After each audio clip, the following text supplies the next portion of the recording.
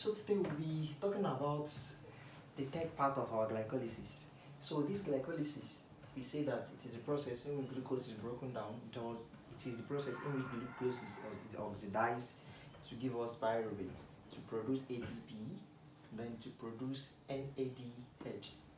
Then this thing is occurring in a 10-step reaction, in which we indicated the previous standard is made up of 3 steps. One, we talk about the preparatory stage or the investment stage, which is from reaction 1 to reaction, let's assume reaction 5. Then the carbon to carbon cleavage, which is the second step, is reaction 5. Then next one, which is this reaction 4, 1, 2, 3, 4. From reaction 1 to 4 is preparatory stage or the investment stage. Then from reaction 4 alone is when the carbon is cleaved, is when the sugar is cleaved, when the molecule is cleaved, that is carbon to carbon cleavage stage. Then the next one is the payoff stage or the harvesting stage, is from reaction 5 downwards. That is when we talk about the remaining reaction is the payoff stage. So let's take it gradually. Number one thing is the glucose. The glucose has the tendency of escaping if it enters your body. In a first state is when the glucose level increases, that is hyperglycemia. When there is increased blood glucose. Increased blood glucose is referred to as hyperglycemia. In increased blood glucose states, which is hyperglycemia, what happens? In hyperglycemia, your blood glucose is very high. Then that is when the hormone insulin comes to play to be able to channel the glucose into the blood, into a cell, into a particular tissue in which it's going to be stored or is going to be used up. Then let's assume that insulin have come. Where is it going to channel this glucose into? Let's say that it's going to channel it into your liver. Within your liver, we talked about those things that help to transfer glucose, which are blood transporters. The particular one present in your liver is the one we refer to as GLUT2. This GLUT2 is going to transport the glucose inside the liver cell. Within the liver cell, which part of the liver? Cytoplasm or the cytosol. Then inside the liver, what happens? There are enzymes that is going to act on this particular glucose to be able to make it to be activated. The enzymes can be hexokinase or glucokinase, depending on what we want to do. Glucokinase and hexokinase, they are the same enzyme, but located in different places. And then what is the term for this phenomenon? It is referred to as isoenzymes. They perform the same function, but they are located in different places of the body or different tissues. Then the first part of glycolysis, which is phosphorylation of glucose, you can see a question, exam question, why is glucose phosphorylated? Or give 3 reasons why glucose is phosphorylated. Glucose is phosphorylated, number 1, to activate the glucose. Number 2, to make the glucose to proceed the reactions. Number 3, to make the reaction to be unidirectional. Number 4, that is to trap the glucose within the liver, so the glucose cannot be able to do what? Escape. The enzyme doing this thing is the hexokinase or glucokinase, depending on the need of the body. But to do this, you need to transfer a phosphate from a high energy compound. So now you are transferring a phosphate from ATP to glucose to produce glucose 6-phosphate. At which carbon? You attach the phosphate at carbon 6 of glucose. Which enzyme is doing this? Hexokinase. In the presence of which ion? Mg2+. This Mg2+ is magnesium. The magnesium is there. Its functions to activate the ATP to enable the transfer of a phosphate. Then number 2 reaction is the isomerization reaction. What is isomerization reaction? So this reaction, you notice that it is on red. This reaction is highly regulated. It is among the rate limiting step of what? Glycolysis. Why is it regulated? It is regulated in the sense that too much of it will result to something. It's not occurring at all will result to something. The process of regulating it might be by a hormone or by allosteric inhibition, in which something that is not by hormone. Then The thing that can stimulate this thing hormonally, you can talk about insulin. So this insulin here is going to be stimulating this enzyme. If it is glucokinase, it's going to be stimulating the activity of the enzyme. But since it's not glucokinase, doesn't respond mainly to hormone. Then next thing that can stimulate the activity of the enzyme here is depleted amount of ATP, or when there is increased AMP or ADP in the body. Then what is the thing that's going to be inhibiting this step? This step will be inhibited hormonally, where one hormone that counters the activity of insulin, which is what? Glucagon. Glucagon is the one that is going to inhibit this step, for instance. Then the next thing that is going to be stimulating by inhibiting this particular step is when there is increased amount of what? ATP.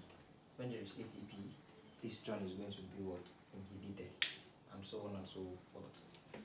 Okay, this step is irreversible, remember, which is step 1. It's among the rate limiting step.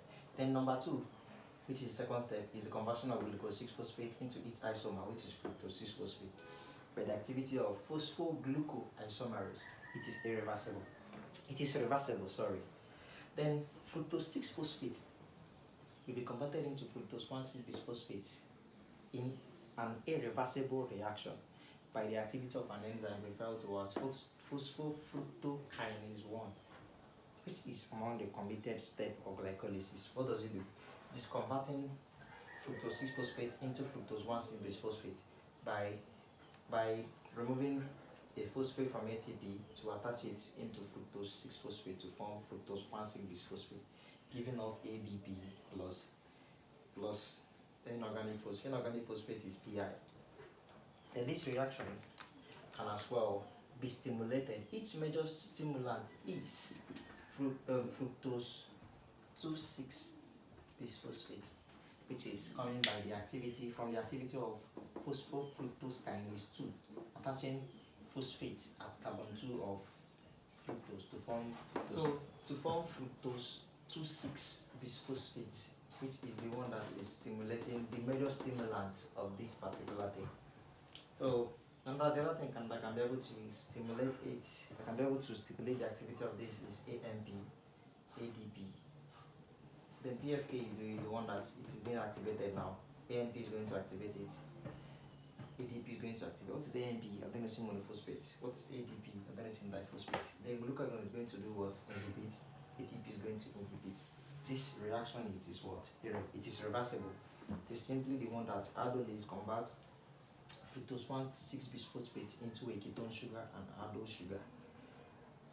It's into a ketone and aldose, aldehyde and a ketone. So that is the function of aldolase. This aldolase can be inhibited by rat poison, etc. Then we don't need dihydroxy acetone phosphate, which is 3-carbon. Don't need it because we're not producing fat. Our major reason for going through glycolysis is to produce what? ATP. So now an enzyme referred to as triose phosphate isomerase is going to convert dihydroxy acetone phosphate into glyceraldehyde 3-phosphate in a reversible reaction. Therefore, you're going to be having 2 of glyceraldehyde 3-phosphate. Then everything here is occurring in what? 2s. Then from here, reaction 6, which is the oxido reduction reaction, the only one in glycolysis, is the one in which we use NAD plus to reduce. Then NAD plus is reduced to form NADH. Then we added an inorganic phosphate in the body to form 1,3-bisphosphoglycerate in the presence of an enzyme referred to as glyceraldehyde 3-phosphate. Then we go down. 1,3-bisphosphoglycerate is going to be converted into 3-phosphoglycerate by dephosphorylation, and this is among the substrate level phosphorylation in glycolysis. This is catalyzed by an enzyme referred to as phosphoglycerate kinase. You still remember what substrate level phosphorylation is? It is the transfer of phosphate in form of inorganic phosphate from a high energy compound to a low energy compound. So therefore here the high energy compound there is 1,3-bisphosphoglycerate. It transferred a phosphate in form of inorganic phosphate to ADP to form ATP. That is it. Then we have 3-phosphoglycerate, which was converted into 2-phosphoglycerate by the activity of a mutase. Mutase is the one that changes the position of a molecule of an element from one carbon to another. then we have phosphoglycerate mutase. Then the reaction 9, which is the one catalyzed by enolase, is dehydration reaction. We remove water molecule from 2-phosphoglycerate to form phosphoenol pyruvate. This enolase can be inhibited by fluoride. Its activity is affected by the presence of what? Fluoride ion. So, and us going down, you have phosphoenol pyruvate, which is converted into pyruvate in an irreversible step. This is the third rate limiting step of glycolysis. It is catalyzed by an enzyme referred to as pyruvate kinase, and here we produce the second ATP. This is among the substrate level phosphorylation in glycolysis, catalyzed by pyruvate kinase. This enzyme is very important. Its deficiency is going to result to what? Anemia. So this enzyme can be inhibited by, it can be inhibited by glucagon, increased ATP, when there is increased amount of citric acid, and so on and so forth. Then now, it can be stimulated by AMP, which is decreased amount of energy, ADP, decreased amount of energy, stimulated by hormone, which is insulin, the major hormone that stimulates it. When there is insulin, when insulin comes to play is in a fed state, that is in a hyperglycemic state, when you have finished eating, the sugar is in your body, so it needs to go inside. It's that to be stored, to be used up as energy. So now, as we can see, the total amount of ATP produced in glycolysis, let's say it's about 10, because we produce 2 NADH, which is equivalent to 6 ATP. NADH is equivalent to 6 ATP. NADH, 1 NADH is equivalent to 3, therefore 2 times 3 is 6. Then we produce 2 ATP here and 2 ATP here, therefore we have 4 ATP. Total of 10 ATP was produced in our payoff stage. Remember, we used 2, we borrowed 2 from somebody, us repaying the 2 ATP. So now we are left with 8 ATP. So therefore, total of 8 ATP was produced in aerobic glycolysis. So that is it. Remember, we said that glucose was in the body. It needs to enter into the tissue to be stored or to be used up, depending on the need of the body. For it to do that, it must enter, pass through. Mainly enter, it is trapped by adding a phosphate to him. After you add the phosphate, the glucose is trapped. Then the glucose is activated. What happens next? It proceeds in the direction. Therefore, making that reaction to be what's unidirectional.